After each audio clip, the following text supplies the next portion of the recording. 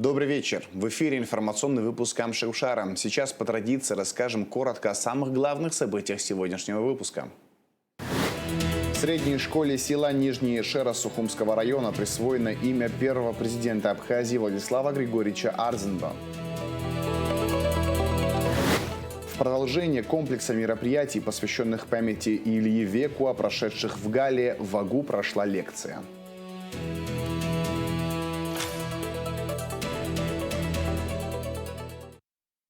Указом президента за большой вклад в развитие национальной литературы и высокое мастерство Геннадию Аламия присвоено звание народного поэта Абхазии.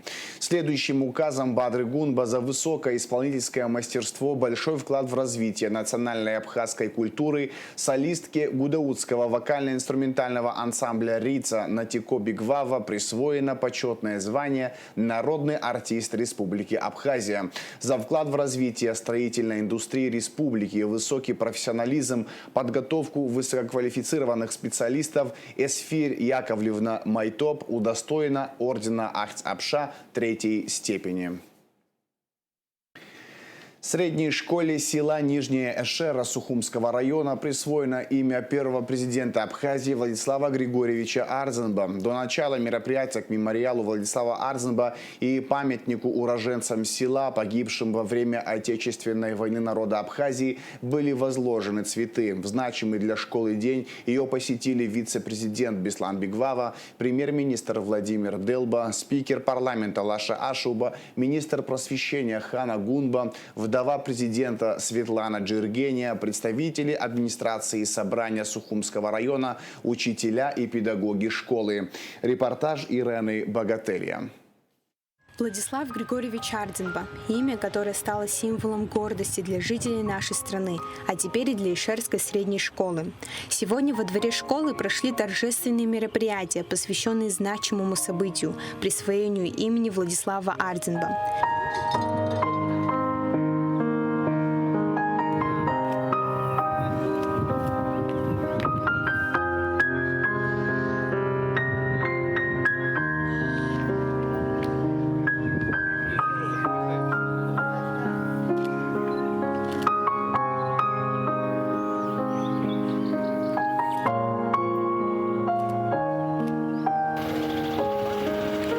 Перед началом мероприятия участники возложили цветы к мемориалу первого президента и памятнику погибшим в Отечественной войне народа Абхазии в селе Эшера.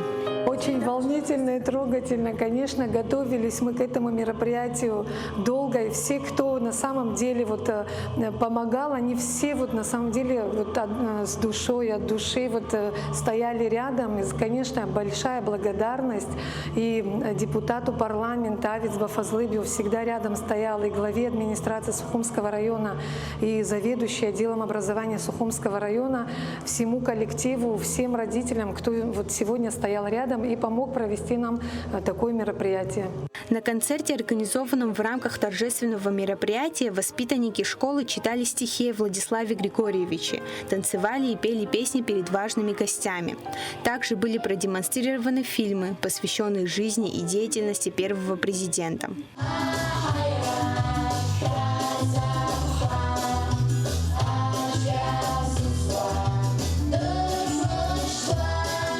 Наш священный долг – чтить память великого человека, который дал свою жизнь во благо народа Абхазии. По инициативе депутата парламента Фазлыби Авицба в школе открыли музей имени Арзенба. Идею удалось реализовать благодаря поддержке президента страны Бадры Гунба. Школа намерена продолжать расширять коллекцию фотографий и экспонатов музея.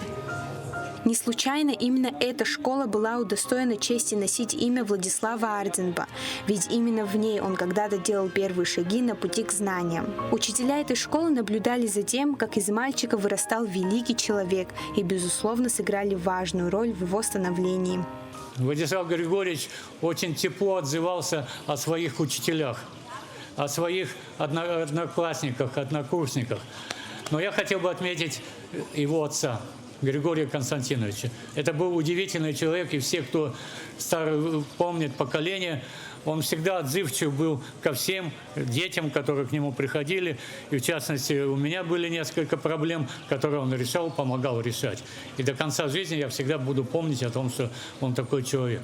Владислав Григорьевич не только был специалистом по хетской истории, он был специалистом и по абхазской истории. В свое время он написал небольшой очерк, который назывался «Из прошлого в настоящее. Село Эшера», где очень подробно описал историю села. Память о великом лидере, которого не стало в 2010 году, увековечена в названиях улиц, музеев, а теперь и Эшерской средней школы.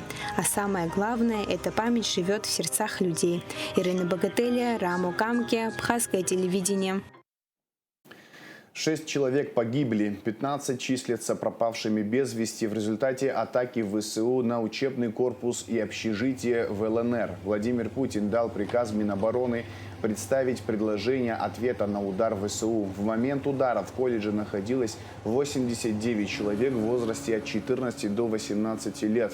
Возбуждено уголовное дело о теракте. На месте продолжаются поисково-спасательные работы. Россия запросила экстренное заседание в Совбезе ООН после удара ВСУ по общежитию колледжа в Старобельске. Москва призывает международные структуры, национальные правительства и мировую общественность дать честную оценку преступным действиям режима Зеленского и решительно осудить кровавый теракт. Подробности с места атаки в репортаже корреспондента Арти Мурада Газдиева специально для АГТРК. За моей спиной сейчас догорает Старобельский педагогический институт, где учились как раз эти дети от 14 до 20 лет. 15 из них сейчас остаются предварительно под завалами. Спасательная операция продолжается, но первое, что нас поразило, прибыв на место, это масштаб. Масштаб разрушений, масштаб этой комбинированной атаки. По порядку, по официальным данным, было использовано 4 БПЛА. 4 БПЛА самолетного типа, дроны «Камикадзе». По неофициальным данным, следствие продолжается. Следователи сейчас изучают обломки. Вот один из них я вам хотел показать. Это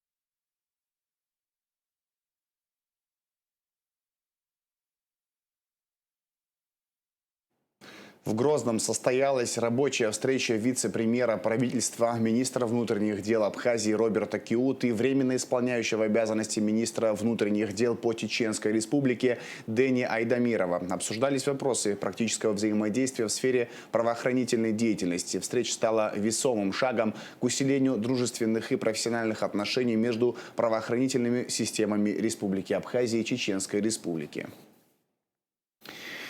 Представители Абхазии примут участие в ПМФ-2026. В делегацию войдут вице-премьер Джансух Нанба, министр экономики Теймураз Миквабия, министр финансов Саид Губаз. Форум пройдет в северной столице с 3 по 6 июня. Он проводится с 1997 года, а с 2006 года проходит под патронатом и при участии президента России Владимира Путина.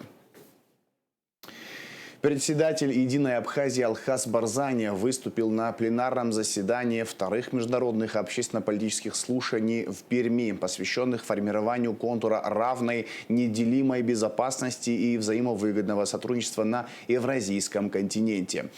В своем докладе Барзани подчеркнул, что участие Абхазии в евразийских процессах должно строиться на принципах справедливости, уважения и признания реальности. Барзани заявил, что Абхазия не стремится быть объектом чужих решений, а готова выступать полноценным партнером в формировании новой евразийской архитектуры. Он также предложил создать правовые инструменты для ассоциированного участия таких стран, как Абхазия, в евразийских процессах, развивать прецедентное евразийское право и закрепить принцип неделимости и безопасности на всем евразийском пространстве.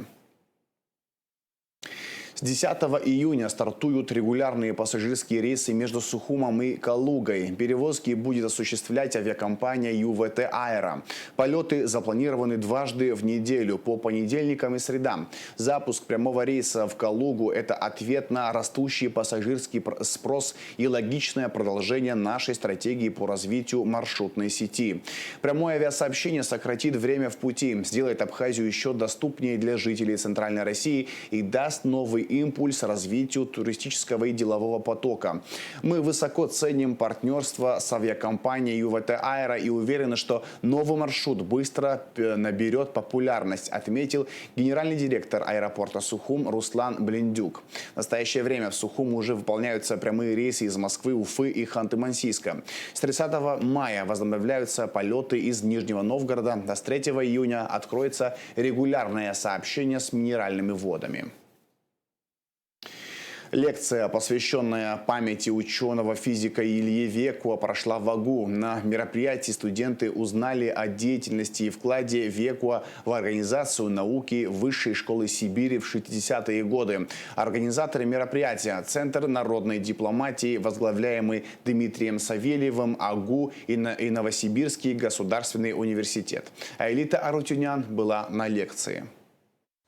Основная часть исследования академика Ильи Векуа посвящена работе с дифференциальными уравнениями и созданию теории широкого класса задач, так называемого эллиптического типа.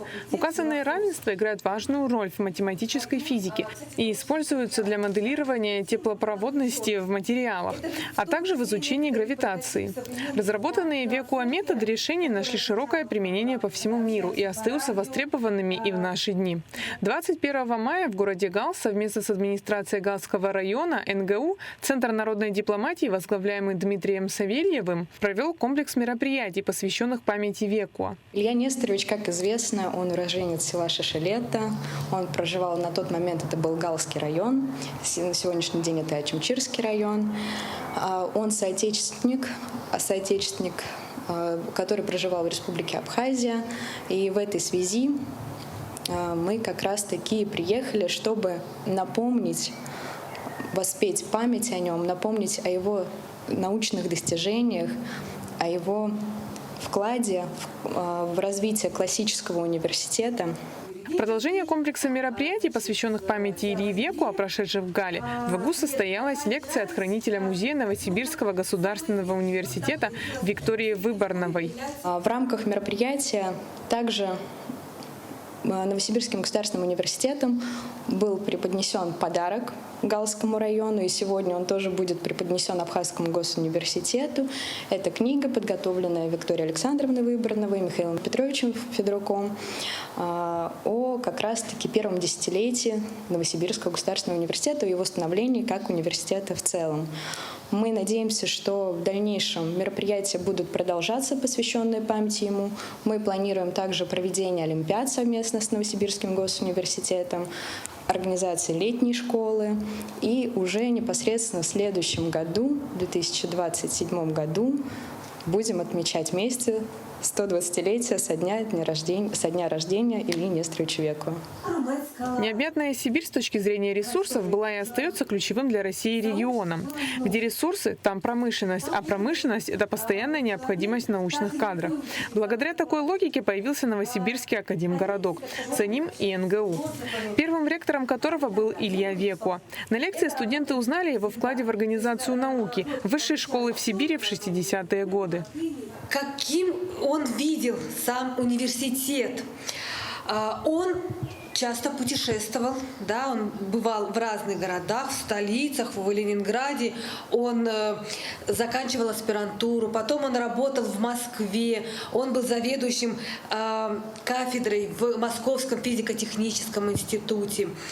Кроме этого, он участвовал в разных международных симпозиумах и конференциях. Он знал, как работает высшая школа в Европе, в Америке, и он попытался объединить все самые лучшие традиции в нашем Новосибирском университете. НГУ стал уникальным вузом, существующим в условиях тесного взаимодействия с институтами. На 1,5 квадратных километра территории, их несколько десятков. Проект Академгородка с университетом даже показывали на Всемирной выставке в Монреале. И он стал образцом для других научных городов. Сегодня у нас 80% преподавателей – это, собственно, ученые, это совместители. И об этом я хотела бы рассказать и студентам Абхазского университета, о тех возможностях, которые они могут использовать, если они выберут путь науки. И в пример, конечно же, я ставила Илью Несторовича Векуа. Организаторы мероприятия в АГУ – Центр народной дипломатии, возглавляемый Дмитрием Савельевым, Абхазский государственный университет и Новосибирский государственный университет. Аэлита Арутюняна-Храмичева, Абхазское телевидение.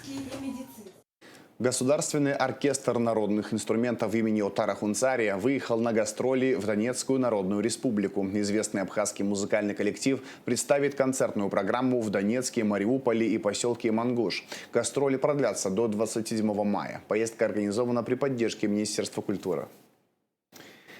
На улице Мачаваряне идут работы по укладке ливневого трубопровода. Как рассказал начальник дорожно-ремонтно-строительного управления Дмитрий Ахуба, планируется уложить пластиковые трубы диаметром 300 и 200 мм, общей протяженностью 150 метров.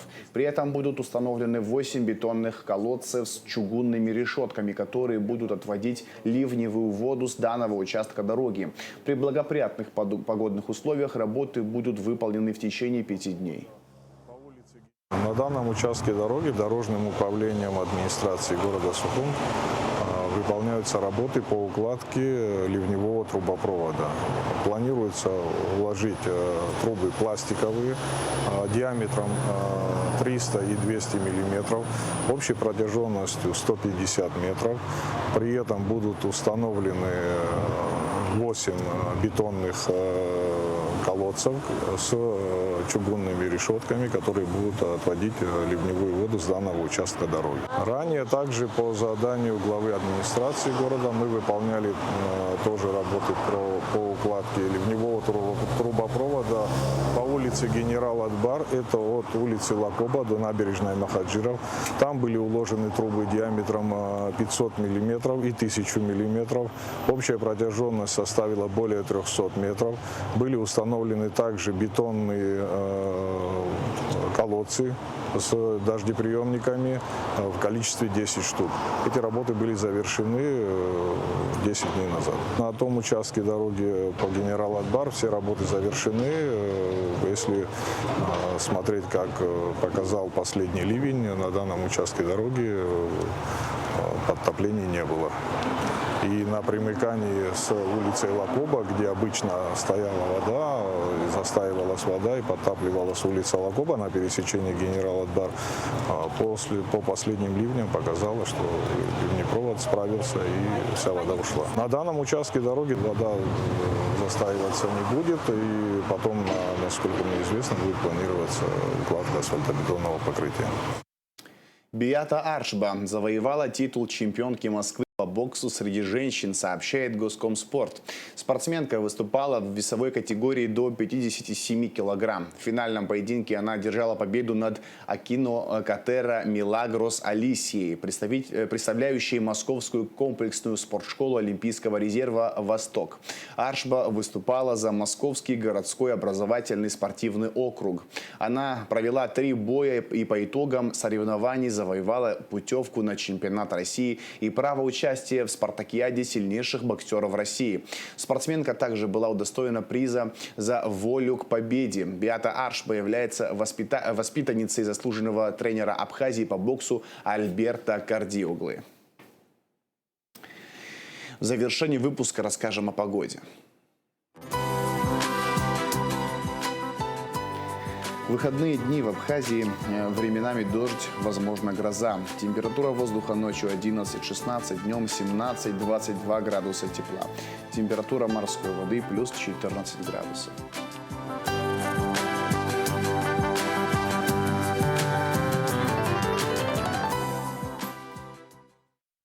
На этом информационный выпуск Амшакшара подошел к концу. Всего хорошего, до новых встреч.